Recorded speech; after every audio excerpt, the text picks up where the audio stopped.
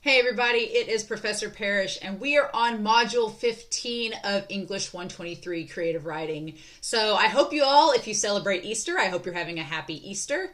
The only thing due this evening is paper 4, which is our poetry paper. So hopefully you all get those turned in. My goal will be to read those this week and get them back to you by the weekend so that you'll be able to start revising on them if you want to. But this week, the only main thing we have to worry about is our final project, topic, and outline. And I've gone over it a little bit in previous lecture videos, but I want to review it for you all in this video, so it shouldn't be too long. But just reviewing what's due this week, it's mainly that final project, topic, and outline. So our main papers are out of the way. We're now focused on this final project, which is kind of like a conglomeration of all the different things we've been doing in this class. So let's go ahead and talk about that.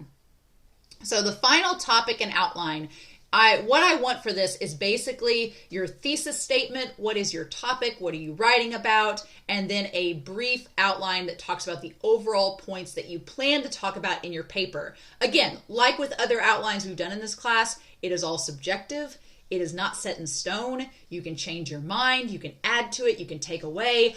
I just want to know this project is bigger than the other projects we've worked on in this class, and you are getting several weeks to do it, but it's going to go by very quickly as we get close to finals week. So I want you to be comfortable and feel like you have a foundation of where to start, and you can tweak and alter as you go, but this is not the type of paper that you can do at the last minute. I'll go ahead and tell you that right now. You need to work on it, you need to pace yourself, and you need to do it like in chunks, bit by bit. Because if you try to do it all at the last minute, it's going to be a mess. So I don't want anybody to be in that boat. And with finals week, I know you have other classes, you have other things you're worried about. It's worth 200 points, so it's worth a lot in this class. I don't want this to be something you procrastinate on and then rush at the last minute and it not be up to your standards.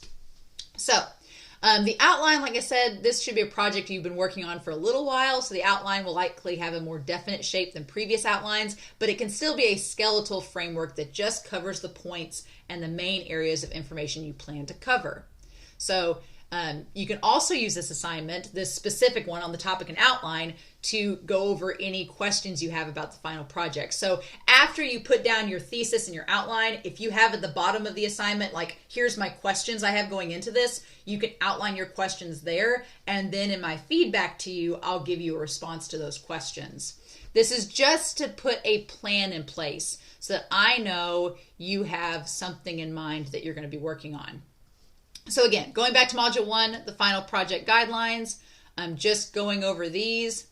Basically, what your project should do is you should have, obviously, an introduction paragraph explaining what you're going to be doing. You also have to have a conclusion at the end. Those are worth 20 points, 10 points each. You should have a section in your paper that describes what makes a quality short story. So you can talk about the elements of short story. You can talk about what makes a good short story, what it has to have. There should be at least a paragraph or two explaining that. You can use examples from your book and from stories that we've read to kind of back yourself up if you want to. You can use examples from outside sources. Just show me what makes a quality short story. And then you're going to have a section describing what makes a quality poem.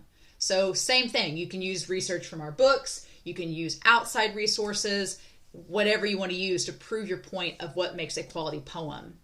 And then you'll have a section where you'll illustrate an example of a quality short story from your own writing. You'll write at least a page of a short story, like a sample, an abstract, if you will, to show me like how a good short story would start.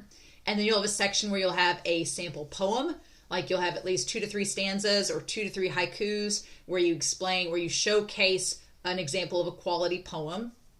And then you'll have a section before the conclusion where you'll tie together the similarities and differences in what makes quality creative writing as a whole. And you can talk about poetry versus short story. You can talk about them together, how they're similar, how they're different. You can bring outside sources into it. This is a little bit more of a critical thinking abstract assignment, but there is a lot of creative writing involved. in that you have to give me a sample of a short story and a sample of a poem.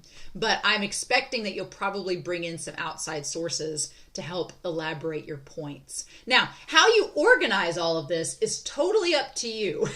You can do, obviously your introduction and conclusion are kind of set where they are, but I've had some students that maybe they want to do everything with short story first, like give me a definition and explanation of a quality short story and then give me your sample, and then move on to poetry and say, here's a quality poem, here's my sample, and then at the end you compare and contrast them. Or I've had people do the sample of good short story, good poem first, and then their own samples, and then the compare and contrast.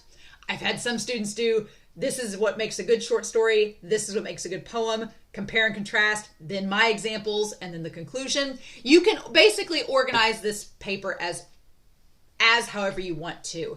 I just want to see in your outline, your thesis statement, what you're going to talk about and how you're going to organize it for now. And if it changes along the way, that's totally fine. That's entirely up to you.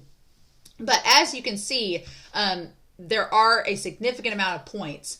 Probably the easiest points that you'll get are for the introduction and conclusion, and then the creativity. As long as you attempt to create a short story that's a page long, like a brief intro, and as long as you attempt to make some good poetry, you're going to get those 50 points. That should be pretty easy. It's really going to come down to the analysis, your grammar and mechanics, your MLA, your formatting, and how you plan to do that. And in your thesis statement and your outline assignment, if you're having trouble with MLA, please make a note of it, and I can, for the next lecture video or the week after that, give you guys some pointers on MLA. If it's something that you all are struggling with, if you struggle with MLA, put that in your thesis and outline. Just make a note of that for me, and I'll see, and I'll try to give you guys some one-on-one, some help with MLA if that's something you struggle with.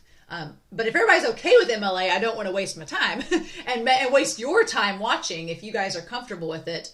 But if it's something you want me to review, I definitely want to know. So make sure to put that in your thesis and outline statement. But otherwise, that's pretty much everything for this week. Next week is already open, so you can go ahead and do the reading response number 5 if you want to.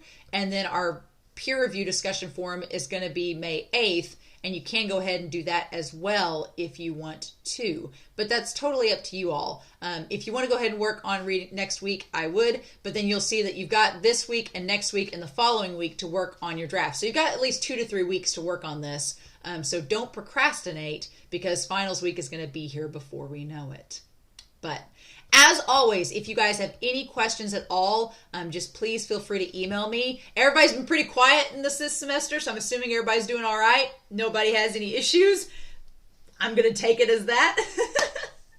But if you do have questions, please let me know. So I hope you all had a great Easter.